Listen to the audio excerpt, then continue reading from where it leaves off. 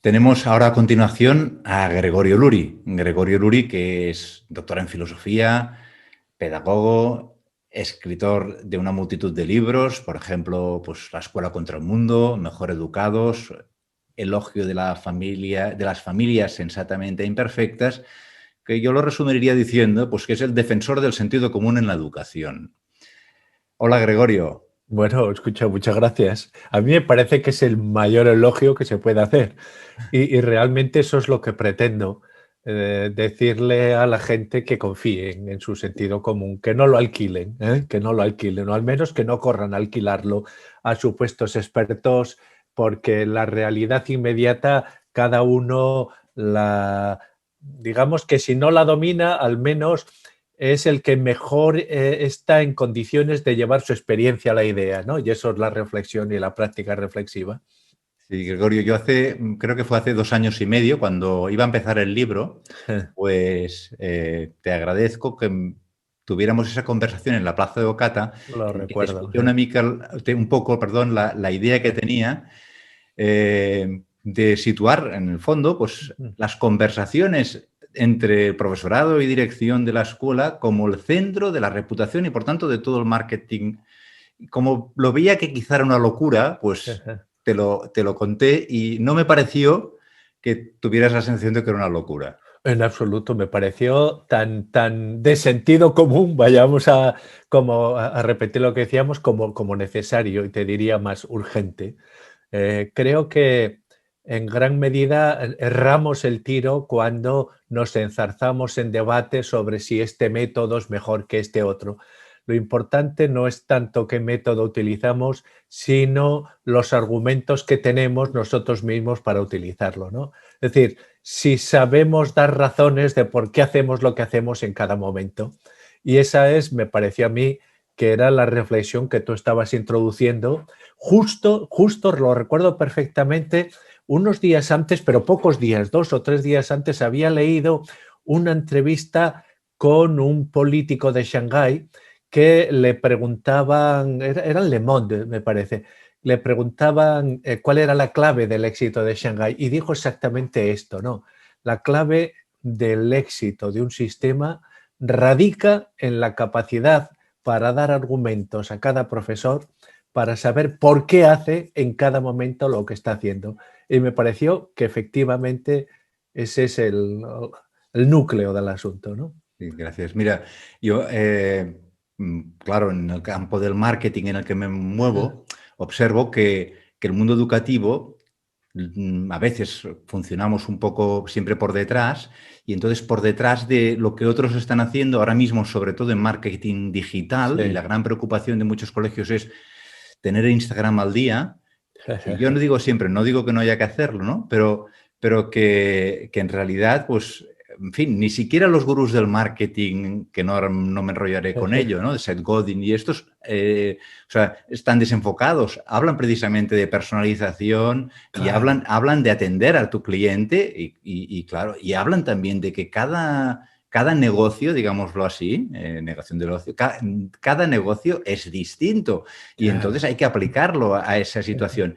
Mi sensación es que en el mundo escolar se funciona a base de una especie de zanahorias, que por ejemplo ahora mismo la zanahoria sería la robótica, por ejemplo, ¿no? Claro. Entonces, ahora vendemos robótica, y por querer destacar, lo curioso es que acaban diciendo todos exactamente lo mismo.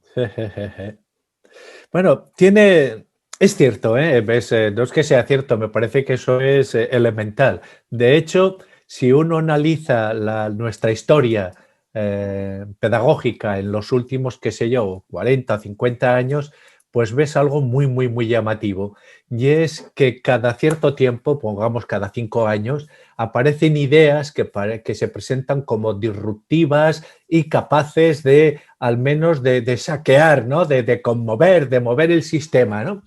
Y se presentan siempre con gran acompañamiento de bombo y platillos y después tienden a desaparecer sin que se haga ninguna evaluación de por qué se presentaron y por qué han desaparecido. Y surgen otras, ¿no? Y entonces estamos un poco en lo que recuerdo perfectamente, un maestro de una escuela me comentó una vez, me decía, mira, el claustro de mi escuela es el claustro de la marmota, aquella famosa película, ¿no? En el que siempre estamos repitiendo lo mismo, pero con distintas palabras. Y dije, efectivamente, efectivamente. No somos capaces, y ese, a mi modo de ver, es nuestro principal lastre. No somos capaces de aprender de nuestra propia experiencia, porque si algo hay que dejar claro, meridianamente claro, es que en los centros educativos se trabaja y se trabaja mucho, con las excepciones que no creo yo que sean mayores que las que se pueden encontrar en cualquier otro colectivo humano suficientemente amplio, ¿no? Pero se trabaja y se trabaja mucho. Sin embargo, nos falta el hábito de transformar la experiencia en eso, en conocimiento, ¿no? Y ahí, pues tiene como corolario que muchas veces te encuentras a profesores a los que a veces se les denomina como quemados, pero que simplemente, si analizan su experiencia, ven aquello que se les presenta como nuevo desde una perspectiva escéptica, ¿no? Diciendo, vaya, otra novedad más, a ver cuánto dura, porque las novedades en educación caducan, como decíamos antes, muy pronto. Entonces, realmente lo que importa no es tanto lo como comentaba al principio, no. ¿Cuáles son las ideas que aparecen encabezando tu ideario pedagógico, sino la manera en que tú las vives, ¿no? Y además es esa manera la que después acaba convenciendo tanto a los alumnos como a los padres.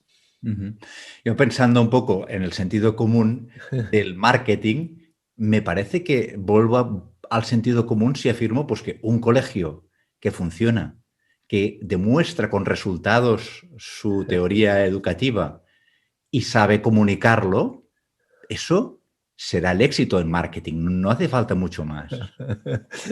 Eso debería ser el éxito en marketing, sí. Pero es que la educación, yo diría que la educación es la esencia de la vida política. Todo, y además lo ves concentrado en el sistema educativo, todos los problemas que hay en la realidad política. A veces no es suficiente con hacerlo bien, porque desde lo que se hace, digamos, enclaustrados dentro de las paredes de la escuela, a lo que llega a las familias y al barrio y a las ciudades en los que está el centro educativo, hay tantos ruidos por medio distorsionando los mensajes. Y precisamente ese control de los ruidos creo que debería ser uno de los elementos claves de las prácticas reflexivas.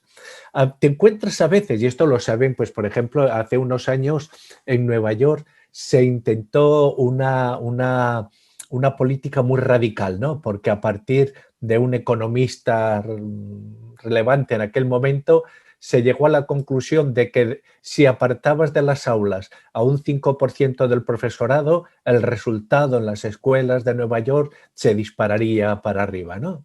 Bueno, pero ¿qué pasó? Que había problemas a la hora de evaluarlos. A veces el profesor con menos eficiencia escolar era el que mejor nombre tenía entre las familias y al revés, ¿no? Entonces, entre lo que se hace y lo que llega, hay una serie de ruidos que intervienen distorsionando el mensaje que precisamente porque es necesario reflexionar sobre esto, pues lo que tú planteas creo que es de una enorme ayuda para pensar la realidad de la escuela desde parámetros que no son los que venimos heredando desde, pues no sé, desde que los jesuitas fundaron las primeras escuelas en el siglo XVI, ¿no? Sino que, porque claro, entonces en aquel momento no había competencia y por otra parte la propia compañía se encargó muy bien de crear una marca escolar extraordinaria, algo fabuloso, ¿no?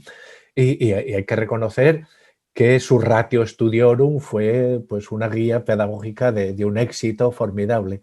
Pero hoy estamos en el siglo XXI y esos ruidos, como mínimo, hay que saber que existen y segundo, tienes que convertirlos en elementos de reflexión, claro. Muchas gracias, Gregorio, por el apoyo que me diste, por haber venido hoy a esta presentación. y, en fin, seguiremos trabajándolo porque aquí no se termina, ¿no? Ah, no, claro, claro. Es que, entre otras cosas, la escuela yo creo que está por su propia esencia condenada a no estar nunca del todo contenta consigo mismo, consigo misma. Y eso no tiene que ser malo, no tiene por qué ser malo.